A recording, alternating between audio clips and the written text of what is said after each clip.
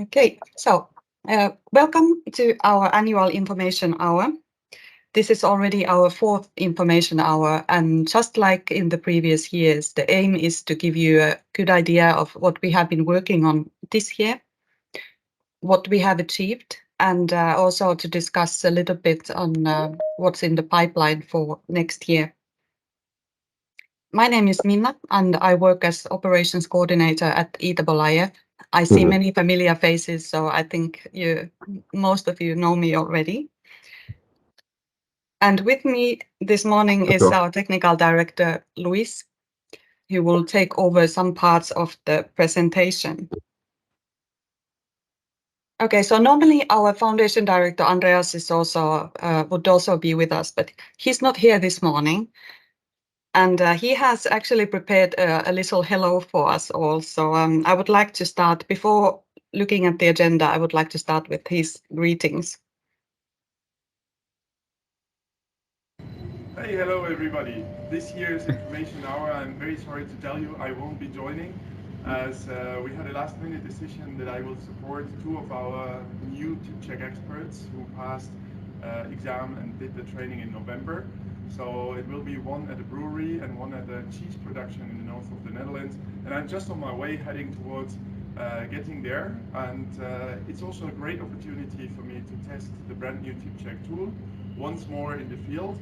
And well, this is why today I won't be there, but of course I know with Luis and Minna you are in very good hands, and I wish you a very interesting session of this year's information hour. We have a lot of work to do. TipCheck is really taking off, and yeah, have a very good information hour, and yeah, a good week.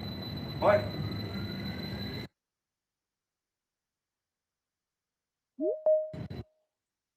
So we wish Andreas a safe trip and good luck and a lot of fun with the two TipChecks.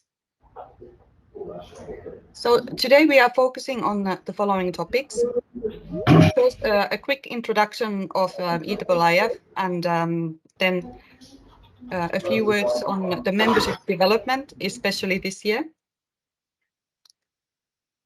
And Luis will then take over and give you some updates on standardization. Also, he will present our brand new browser-based TipCheck tool and tell you a little bit more about what's happening at the TipCheck program. As Andreas said, it's really taking off now, so it's very exciting for us. Then I will talk a little bit about lobbying, and especially on what's happening at the EU level, and also what we are working on with our own NIAP workshop. NIAP stands for National Installation Action Platform. Then I will tell you about the next trainings, just to give you a few dates and when the trainings are planned for this year. And then at the end of the meeting, we will have some time for your questions, and we would really like to have this interactive time with you. So don't hesitate then to ask anything, and we'll be happy to answer. EiiF was founded in 2009 with the aim to improve climate by promoting insulation as a way of saving money and energy and reducing emissions. We have a solid membership that's growing rapidly. So just this year, we got 70 new members, 3 little bit bigger companies who joined as premium members, 9 small and medium-sized companies, and also 5 individual consultants. You can see here in the chart the development, and even here during the COVID times, of course, it was a little bit harder, and we saw that the figures were going down a bit. But this year, it's fantastic development, and we are very happy to see our family growing.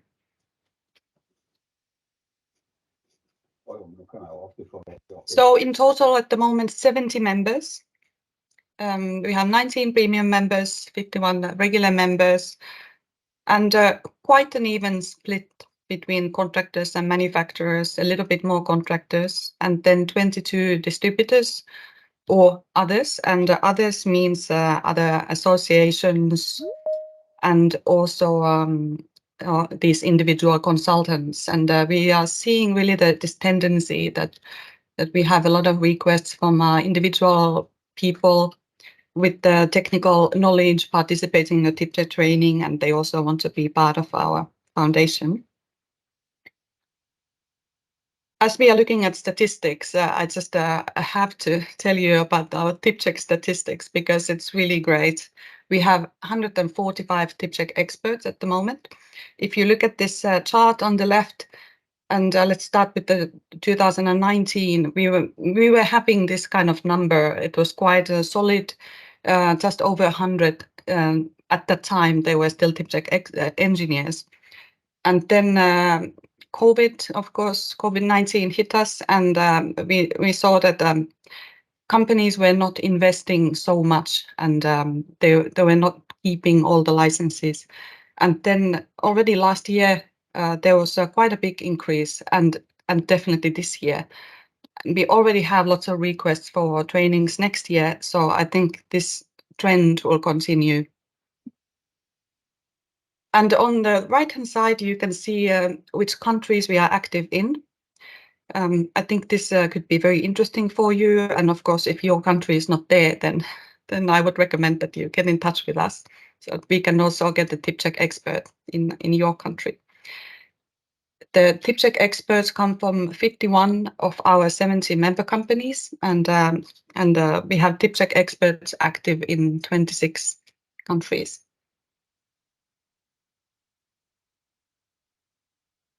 This is very familiar. I think we mostly have our members here, so I will just go through very quickly. Our vision is to improve our climate by using more and better insulation.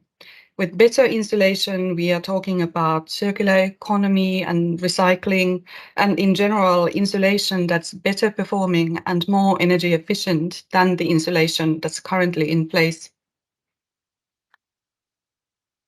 Our mission is to promote sustainable insulation systems for industrial and technical installations with the aim of saving energy and reducing CO2 emissions. As you probably remember from last year, this technical part was added, and we are seeing that there is a great potential and growing interest in HVAC ventilation and cooling systems. The ultimate goal is, of course, to introduce mandatory insulation standards and increase the number of insulation inspections. We talk to the policymakers in Brussels and, of course, insulation providers and insulation customers, these as our target groups.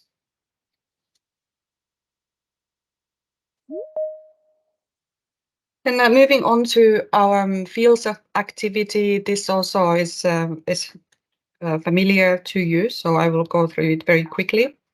Starting from the top, one of our main, if not the most important field of activity is our TIPCHEC program, which we started in 2010. This year, we have already organized 3 trainings, with one more to come actually next week, starting on the 4th of December in German in Munich. And at the end of the year, we will have trained 45 insulation experts this year to become TIPCHEC experts, corporate experts, or TIPCHEC ambassadors. Then standardization, I'm going clockwise. We are focusing especially on the upcoming European insulation energy efficiency classes.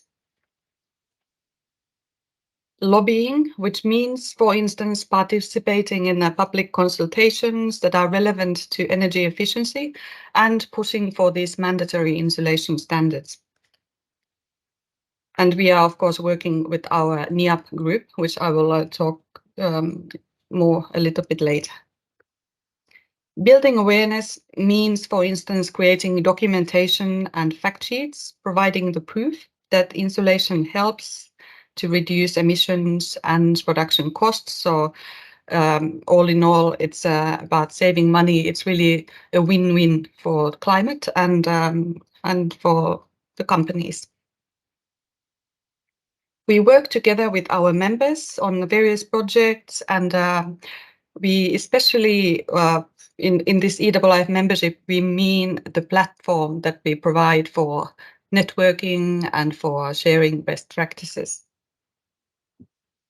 Then finally, EiiF Academy is quite a new field of activity, but actually it's like an umbrella term, and it covers all the trainings that we organize, but not only these physical tip check trainings, but also online workshops, presentations, and the trainings that we organize on site at our member companies. So we have lots of positive developments to report regarding the European standard for insulation energy efficiency classes. And I will let now Luis take over, and maybe because it's only me who has been talking, you can also present yourself and get into the standardization, and after that, tip check tool.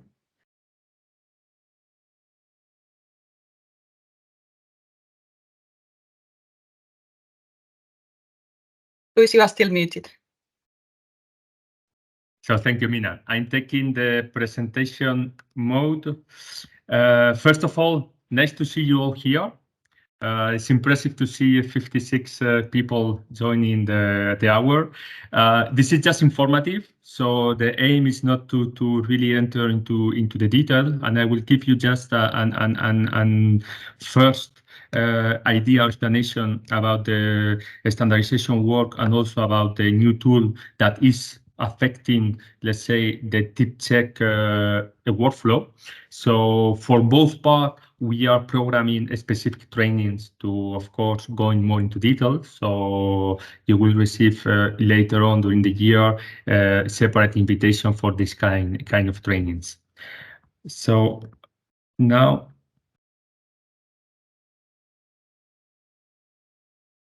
Okay.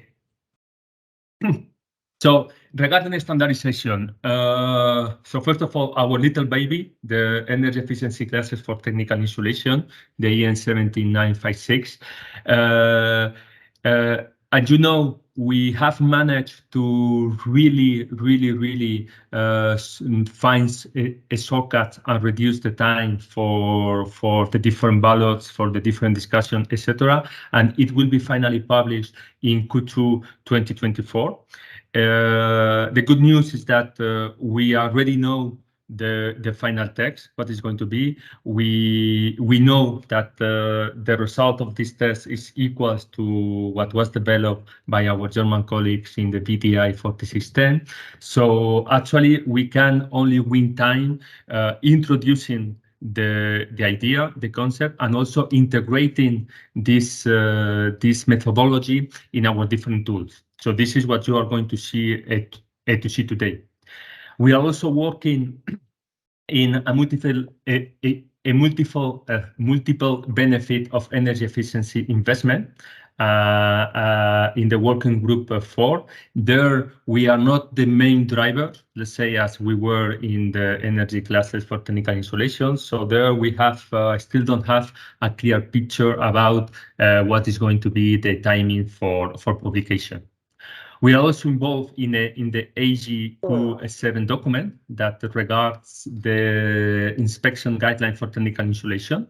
So it's still in progress, but it's also a document that will give us a lot of possibility to introduce discussion with our clients, to get in contact with them, to propose better system, to introduce the energy classes, etc. So we are confident that it will be also a powerful tool for us.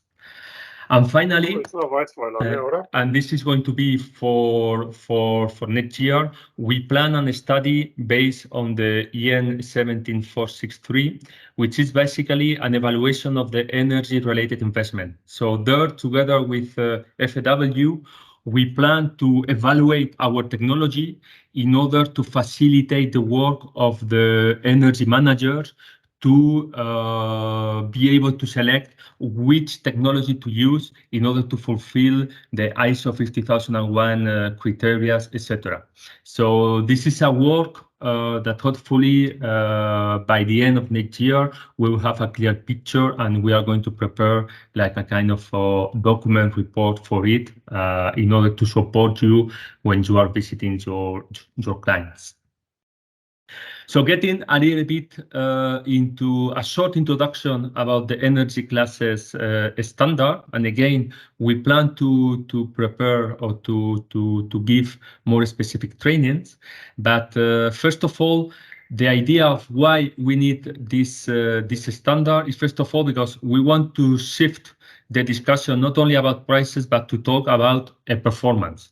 And of course, the energy classes is a very simple way to push for a better class. You will always will try to get an A, let's say. Then regarding specifically for tip checks, it will allow us to operate freely from commercial conflict of interest, because in our initial inspection, we are going to have our evaluation not regarding any specific solution, but using the energy classes as a reference. So it's also quite powerful for us. And finally, we have identified that it offers a great opportunity for legal requirements. And you will see later on with Mina in our NIAP group that in some of the different countries, they are already looking at this kind of a system in order to set the legal requirements for technical insulation.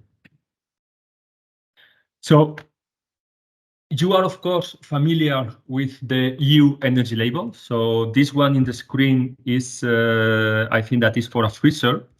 And basically there, what they did at the EU level was to try to harmonize the way to communicate to the market about the performance of, in this case, appliances. Okay, so was a way to bring some transparency to the market and also to facilitate the life of the consumer to identify what he was buying. Okay, so in this case, for the freezer, what they do is that they establish, let's say, a reference case, so a specific fridge that a group of experts agreed on setting this as a reference, and from there they define what is called the energy efficiency index. And this is, let's say, the value that will allow you to classify the energy classes for the freezer from A, B, C, D, E, F, G. And this, of course, has an energy consumption related value, let's say. But this value won't be the same for different type of freezer with different volumes. So for the different volume, there is a formula behind this energy efficiency index that tells you or give you the level of your energy labeling. So the idea for us was to create something similar, but it's important to take into account that we, as technical insulation, we are not part of this energy labeling program. But the idea is to take this, let's say, initiative and this wave to kind of use it in the same way. So what we have developed with the energy efficiency classes standard is the way to calculate these levels of performances. Okay, and of course, these levels of performances in our technology, it will be different depending on the geometry and depending on the temperature that you are operating. So in the same way that for the freezer was dependent on the volume of the freezer, for us, it will be dependent on the temperature. So let's say the level of energy consumption or energy losses in this case will be different depending on the geometry and depending on the temperature. So the standard basically it's just the methodology to calculate these reference values that are the maximum density of heat flow rate, and it's explained in very simple way in just 5 steps. Okay, so this is what you have on your left. is the summary of the 5 steps. We are not going to enter today into this in the different formulas, but something that is especially quite simple to introduce in any kind of calculation software, that introducing your temperature and introducing your geometry will give you the reference that you should match in order to be classified a certain energy class.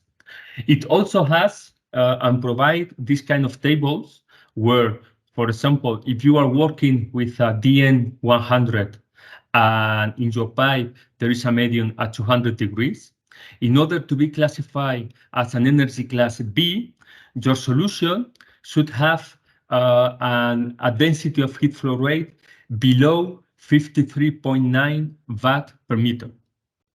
Okay, so using this formula, you set this maximum value that your final solution on real conditions and using the standard for thermal calculation, you should reach below this level of heat losses. Okay.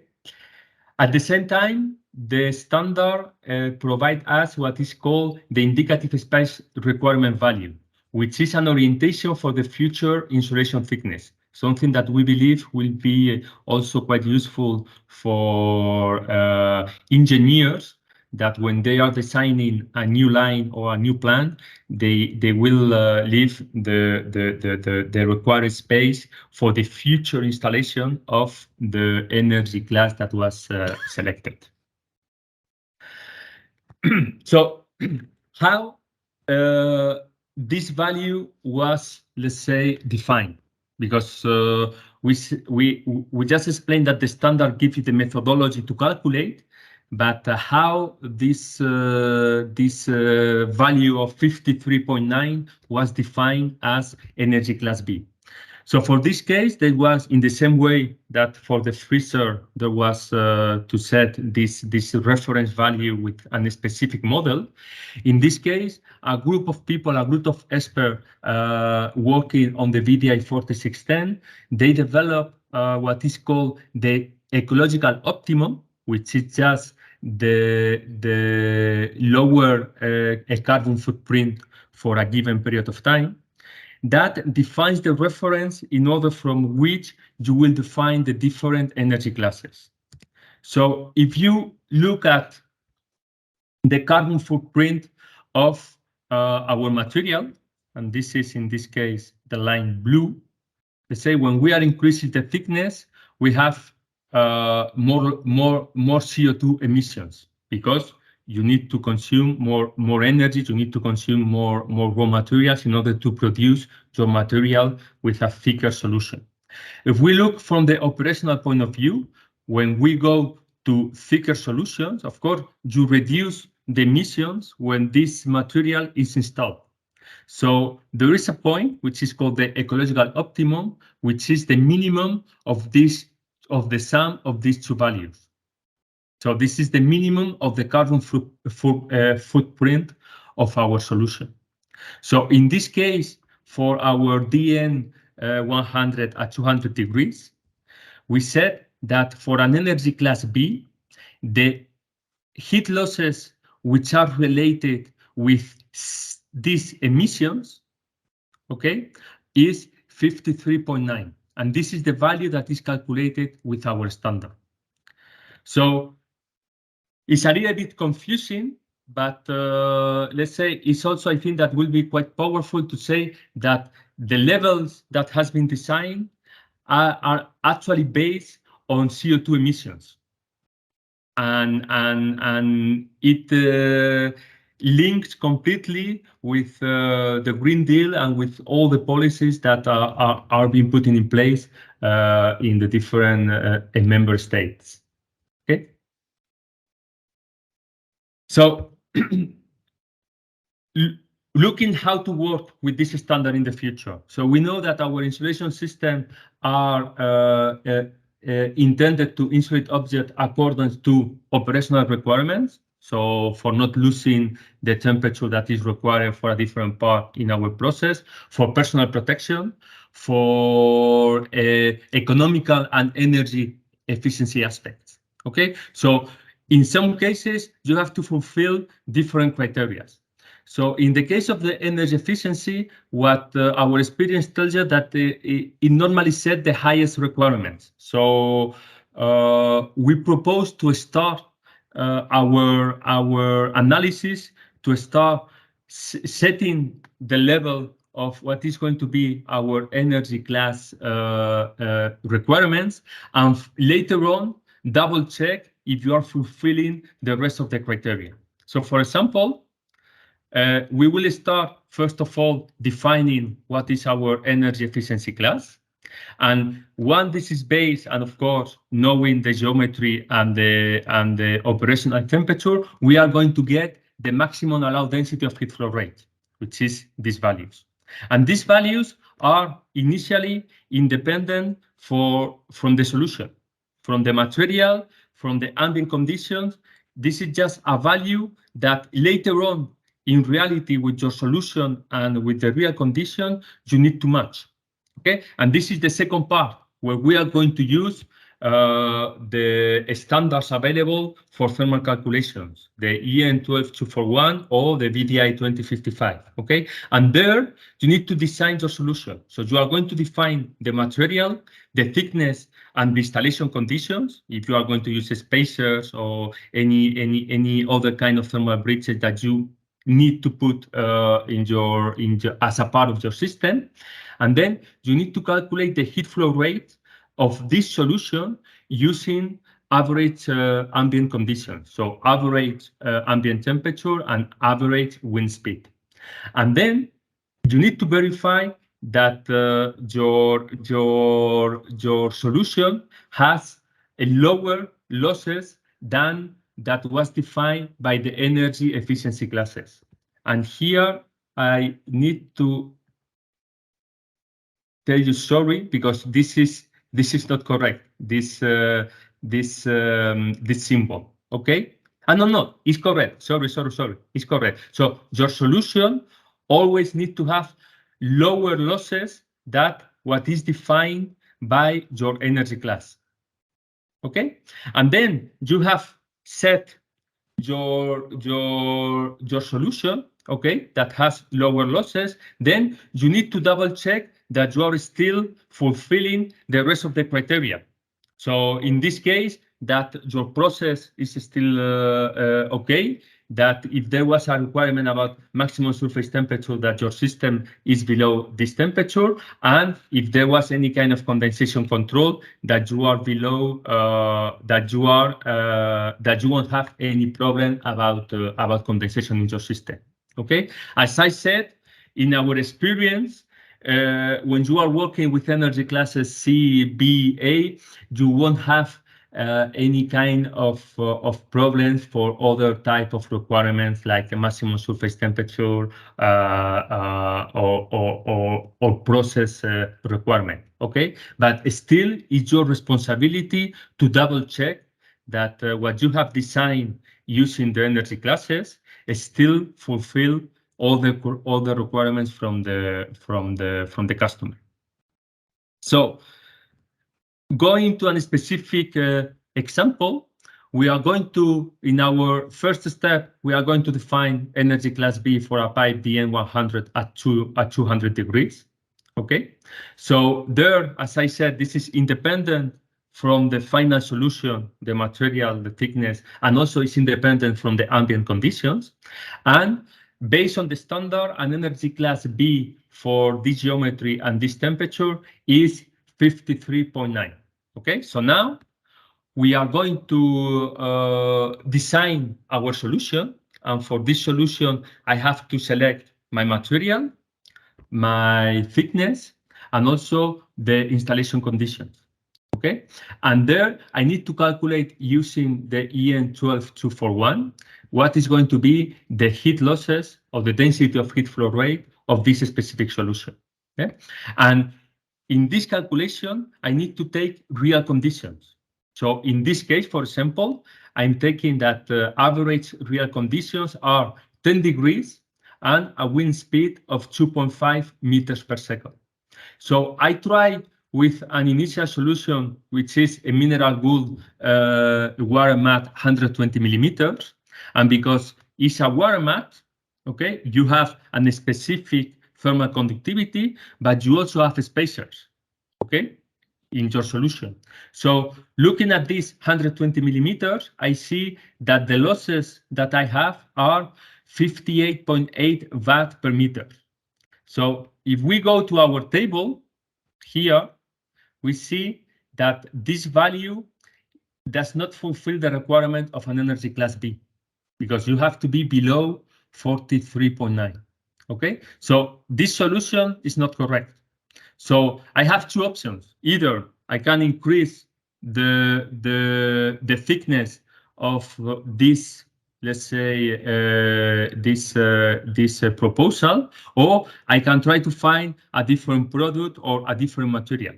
So in the second step, I'm using the same system, but now instead of 120, I'm working with 140. So I'm increasing the thickness, I'm increasing the thermal resistance, but still I need to use spacers. So in this case, the losses are 53.8 watt per meter. So very, very, very tight, but we are below of the requirement for being energy class B. So in this case, our solution can be classified as energy class B. I could also go and say, okay, my space, I have a limitation in the space, so I need to go for a most performance solution. And in this case, a most performance solution will be the use of pipe sections, because you don't need to use spacers. So there, with the initial 120 millimeters, I see that the density of heat flow rate is 48.8 watt per meter, which is an energy class B, because we are below the level that was defined. Okay, so let's take this as our solution for our project, but we still have the requirement on top that the client told us that whatever the solution is, you must be always with a maximum surface temperature of 55 degrees. So there you need to calculate, but in this case, using the worst ambient conditions, okay, what is going to be the surface temperature of the solution that you have designed in order to be an energy class B. And in this case, using the same standard and using, in this case, ambient condition 30 degrees and no wind, I calculate that the surface temperature is 37 degrees. So we also fulfill the requirement from the maximum surface temperature. Okay, so this is going to be the methodology in the future for you, the expert, for the people involved in designing solutions, that they will set first the criteria for being a specific energy class, and then it has to validate that the solution has lower losses than what was set by the standard, and also later on double check that you still fulfill all the requirements for the project. So what we plan to have for this first step is we are going to develop a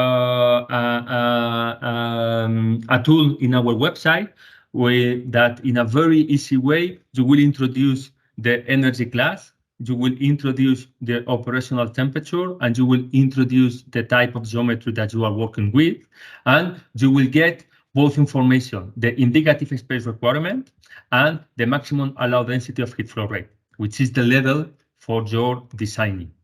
Okay, and then we, as EiiF, we have our calculator that was developed using the 12241. So we are going to be able to use this in order to validate our design solutions, and also to double check the other requirements.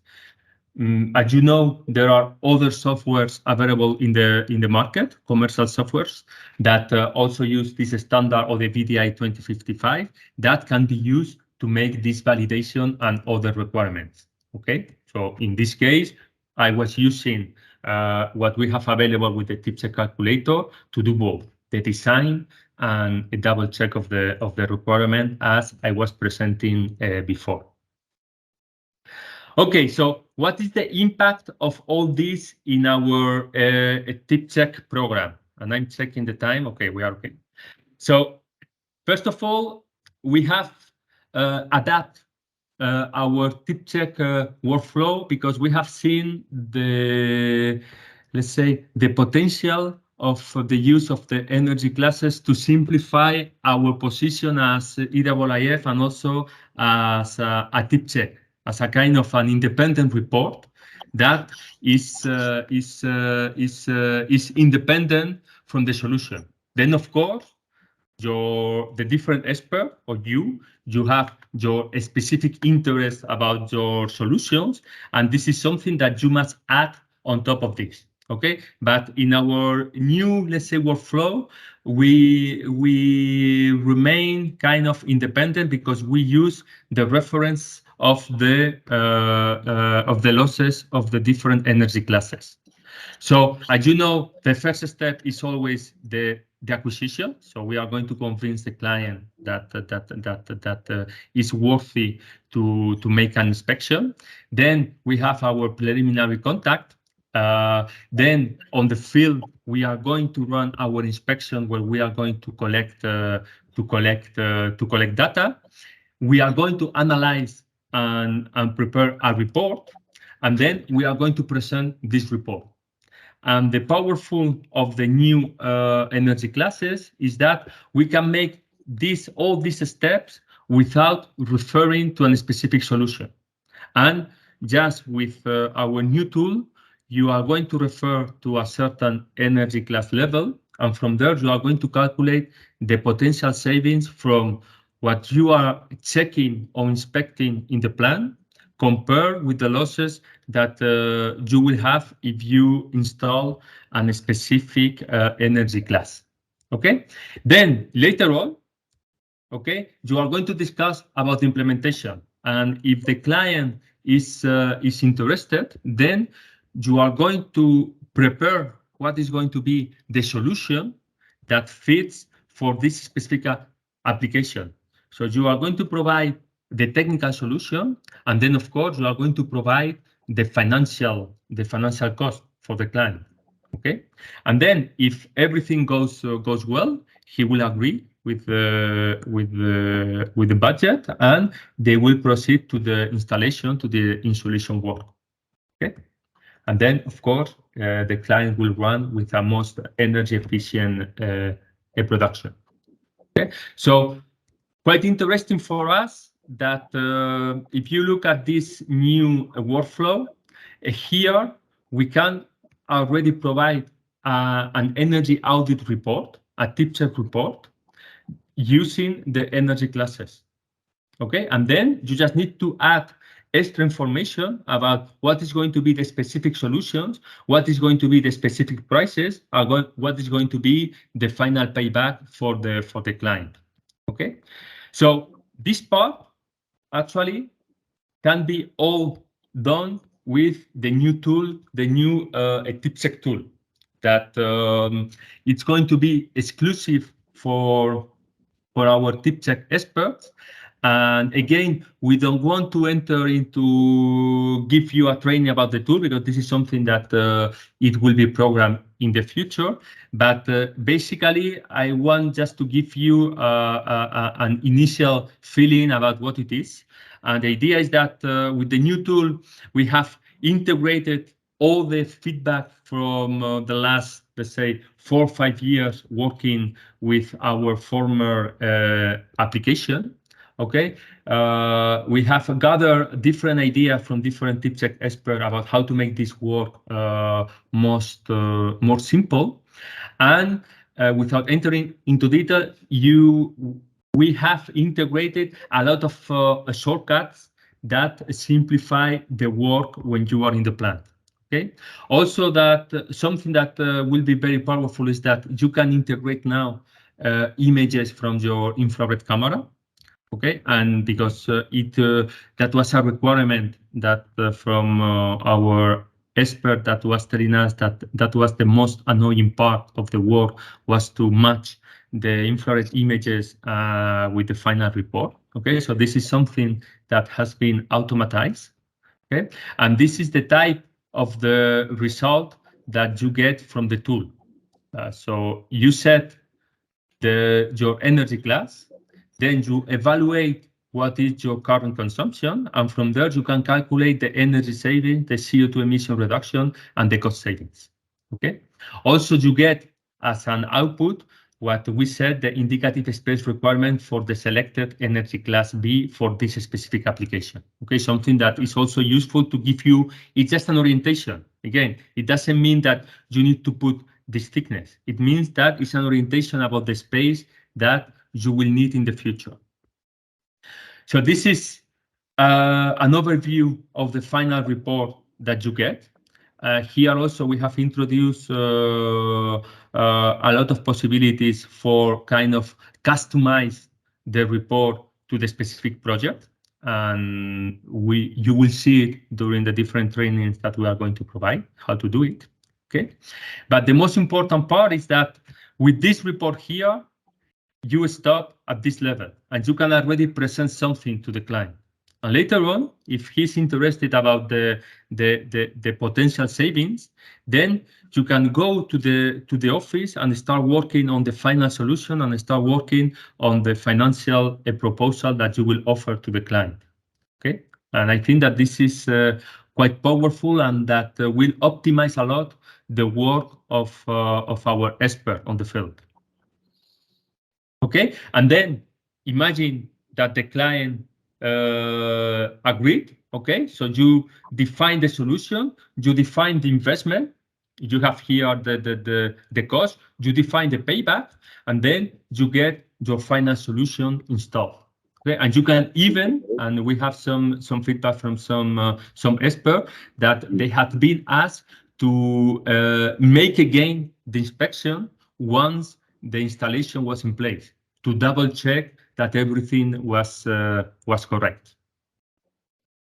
Okay, so as Andrea was saying, we are very let's say excited looking at the different development and all the let's say the questions, the proposals, the ideas that that we are sharing with our group of experts. And I hope that with this new workflow and this new tool, we are supporting them to make their life, let's say, easier and to make their work much more efficient. So I think, Mina, you can take over, and then we have the last part of the meeting for questions. Thank you. Thank you so much, Luis. That was really interesting. Any questions for Luis? You can also save your questions for later. Okay, someone, yeah, please. Yeah, I do have a question. Luis, it's looking very good indeed. The working with the photographs from the infrared camera, integrating them in a full report is always a bit of a hassle. So this would probably help quite a lot. When can we expect to be using this? Yeah. Okay, so the tool is available now. So there are some colleagues that have already start to check and to make some initial steps. So during our last training, we actually were using the tool for teaching the new TipCheck expert. So it's something that in the coming, let's say, days, we are going to organize a general training for all of you. But if specifically you have an opportunity that you would like to know more about the tool to be used in the coming days, we can have a separate meeting and go through it. It's quite simple. In 30 minutes, everything is explained. Okay, thank you. I'll probably call you on this. Thank you. Okay, looking forward. Okay, so another field we are active on is lobbying. The Energy Efficiency Directive, which we call the EED, was first adopted in 2012 and revised in 2018. And then in 2021, as part of the Green Deal package, the EU Commission put forward a proposal to revise the directive. And the proposal was further modified in 2022 as part of the Repower EU plan. That was a lot of terms. So as a quick reminder and explanation, the EU Green Deal is it's a set of policy initiatives which will help the EU member states through the green transition to reach the net zero target in 2050. And the Repower EU plan was put together in 2022 with the aim to decrease fossil fuel imports from Russia after the attack on Ukraine, and also to make EU more energy independent. So the great news here is that the recast was adopted in July this year, and it was officially published in September. So we have a new energy efficiency directive, and throughout this recast process, EiiF was really active and strongly advocating for more ambitious targets. We participated, for instance, in EU's public consultation, and we prepared this paper that you can see here on the right with our recommendations. And in fact, what we recommended, the top things here, we have 5, are completely in line with the new requirements in the EED. For us, the most relevant articles are the Article 3 on the energy efficiency first principle, here the top one, which requires that the member states make sure that they are implementing the principle. Then the Article 8 on energy savings obligations, and very importantly, the Article 11 on energy audits.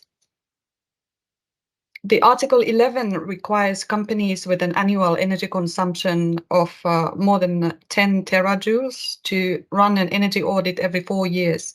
And as you can imagine, this has a great positive outlook for our TIPCHEC program. By the way, you will receive this presentation afterwards if you registered with an email address, so that you can have a look at the slides if you want, or you can just watch it on YouTube. And then I would like to focus on our NIAP workshop. I mentioned it already earlier, so National Insulation Action Platform. Before going into more details on these countries participating in the workshop, I would just like to give you a little bit of the background, like how it came about, because it's already like a good couple of years old, this workshop, and we are still continuing, and it's very active. So in November 2020, we invited sales and marketing experts from EiiF member companies to the very first online workshop. And at that time, the goal was to establish national working groups to present to the national governments the idea of funding insulation projects from the NRRPs. And those were called the National Resilience and Recovery Plans or funds. At that time, actually, this workshop was also called the NRRP workshop. I know that there are some of you who are already participating in the first one, so you remember that. So we continued in 2022, but we changed the name to NIAP, so National Insulation Action Platform, because we felt that it better described the scope that was broadening, and also it was better reflecting the actions of our national teams. The national teams who have been participating are listed here on this slide, and they are all very active, and there are many successes. We have already our next meeting planned for next March, and if I remember correctly, we have UK also participating, so it's even growing, our workshop. To give you a bit of an idea of these successes and the actions in general, so Team Austria, for instance, has good contacts with the Austrian Energy Agency and the Klimaaktiv program managers, as well as the Federal Ministry of Climate Policy. Here we have Christian Engel, one of our super active members of the workshop. So TIPCHEC has been accepted as part of the energy audits. And I believe, Christian, that the energy classes will also be implemented. Yes, we are working on that, and we have very positive signals. Yeah, That's indeed. great. Yeah, that's really nice. So yeah, and it's great to have you in the workshop. See you next time. So standards are being updated in some of our countries, or new standards are in development, for instance, in Sweden and also in Poland. In Poland, I will show you on the next slide, in fact, or maybe we can move there already. So in Poland, new standards are being developed that will determine the maximum allowed heat loss. I don't know if there's anyone who is from our team Poland here. If so, please just jump in. Otherwise, in Switzerland, we are cooperating with the National Association ISOSWIS. We have organized some workshops. And then white certificate programs are in development in some of our countries. In France, already in force, being planned in Spain, also in Hungary. Luis, do you want to say something about in what's happening in Spain? Well, maybe first of all, I think that there is Cesare with us, and he was going to explain something about Poland, right, Cesare? Okay, perfect. Yeah, good morning, everybody. So it's true. In the next year, on 16th of May, would be the new the norm will be implemented. PNB 2105. This is we check it. This is similar class CD more or less, but this 18. This is some average. The maximum is 130 watt per square meter. But what is missing here is not written that is in Poland is still existing some Y certificates, which is for many years is valid. So if any company makes some savings, is allowed to take some money from government to buy some certificate, which can be later sold on the auction. So this should be connected, to be honest, both systems. Yeah, great. Thank you so much. And yeah, here I think on this slide we just wanted to put something that has to do with the standards, but yeah, we should have also included the white certificate. So thanks for adding that. That's great.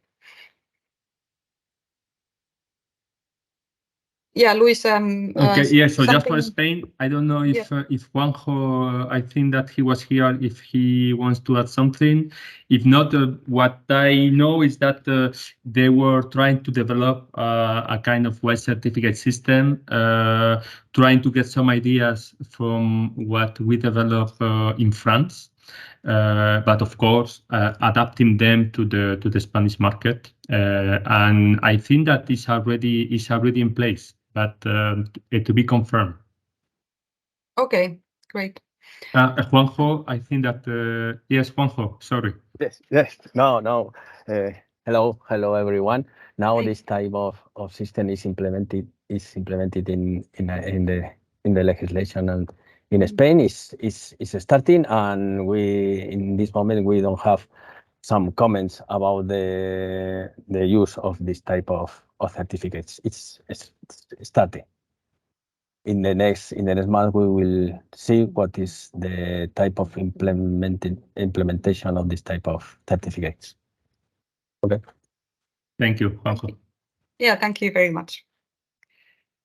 And then, yeah, finally, I just wanted to mention that in the Netherlands, the energy savings obligation is already in force. And companies above a certain energy consumption limit must carry out an energy audit. Actually, TIPCHEC is mentioned even in this law. The TIPCHEC audits that are less than 2 years old are accepted. It's called the isolatiescan. Okay. Then just a couple of words about the Industrial Emissions Directive and the energy efficiency BREF. I would like to explain why and how EiiF is involved. I think BREF is clear, but it's the best available technique reference document. So when this was first written, it was written in a little bit vague way, and no changes have been made, so it still is. And as soon as the consultation is open, we will prepare a document with our recommendations based on the EN 17956. So like as an example, this number 2, ensuring insulation is optimized. So nothing is really defined concretely. And this will be, the aim is to replace this with the recommending energy class C or B. So we are almost at the end of the information hour. We still have 2 minutes to go. And I would like to show just these nice images of our past TIPCHEC training courses. So the training courses last for 5 days from Monday to Friday, and they really combine theory and practice. And you can see here on the left, the classroom where Luis explains the insulation theory, and then we have the practical exercises. Normally we organize trainings at the FIW in Munich, and the next training, like I said, it's next week in German. And then we have in February another training in German, also at FIW in Munich. But we are also planning a training in the UK in English, of course. And we are planning for April. And then 2 more English trainings are planned for next year, TIPCHEC training in the Netherlands and also a TIPCHEC training in Singapore. As soon as anything is concrete and decided on, then you can always see the next trainings on our agenda on the website. And if you are super interested in one of these trainings, like in the Netherlands, UK, or even in Singapore, then please send an email to tipcheck@eif.org, and you will be on our mailing list. Just tell like which training are you interested in, English or German trainings, which are currently the trainings we organize. And then, I'm sorry to say that we don't have very much time, but if you can stay a little bit, if you have any questions, then of course we are happy to answer and discuss.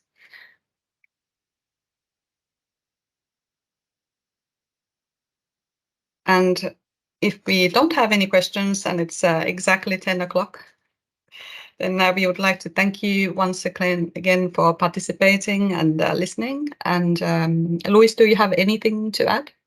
Yeah, I first of all, thank you for attending the information hour. And then I would like to extend the invitation that I did to Ben. So for any TIPCHEC expert, if you have in the coming days a TIPCHEC program and you would like to test a new tool, please get in contact with me, and I would be more than happy to give you a kind of quick explanation about how to use it. Thank you, Luis. So I think with that, we are just going to wish you an excellent week, and bye for now. Thank you very much.